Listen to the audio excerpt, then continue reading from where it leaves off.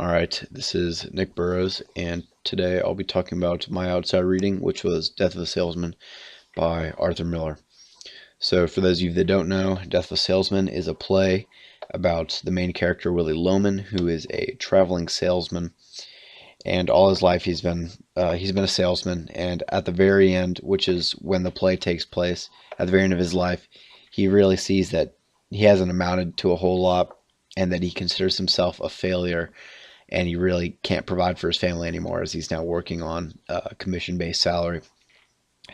One of the main struggles and conflicts of the play is that Willie is trying to live through his two sons, Biff and Hap, who themselves really aren't much of a success story, just like their father. He's been working job to job, and he's now 34, and he's a cattle rancher in Texas, working for not really a whole lot.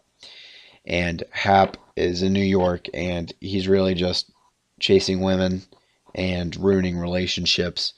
So both of his two sons aren't success stories, despite Biff having a lot of promise in his youth. He is now not very successful, although he's doing what he believes he wants to do.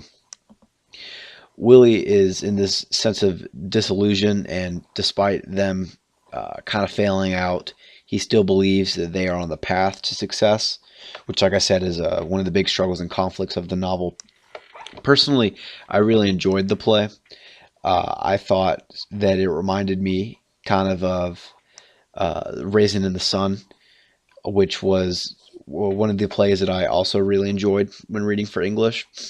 I don't really have a great track record when it comes to enjoying books that I've read for English. I really only enjoyed Outliers by Malcolm Gladwell and Raisin in the Sun, and now Death of a Salesman, which I guess is a good thing. So at least I've gotten something out of this.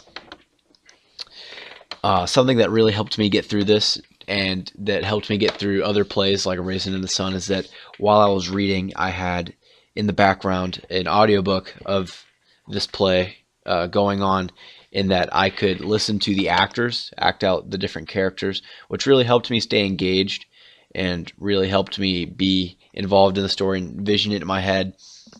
And it ultimately provided for a better understanding, which I guess helped with all of my analysis. I can see this relating to real life in many different ways. One of the most prominent ways is that we as people tend to have all these significant memories in our lives and them being super grand and super great, when in reality the actual situation wasn't all that great. For example, you could remember scoring the game-winning touchdown for your high school football team and winning a state championship, when in reality you just were playing middle school football and you scored a touchdown and then ended up winning a game.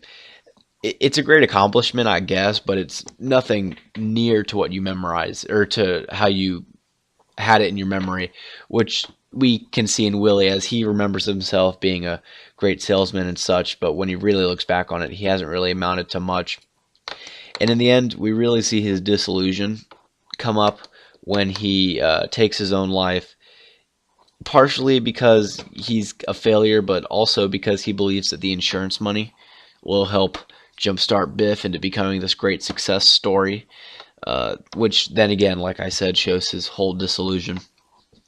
So overall, I personally really enjoyed the book, or the play, I guess, and I highly recommend it to others because it has multiple ties to real life, and it's also very interesting and very thought-provoking, as it brings up topics like success and failure, and what it means to be a success, and what it means to look back on your life and feel like that you accomplished something. Kind of some heavy topics, but I think it's a good read, and I suggest it to others. And like I said, I do recommend having a little audio in the back with the character voices being spoken, because personally that helped me further engage myself in the play and further understand the book. That is all I have. Thank you for listening. This was Nick Burrows.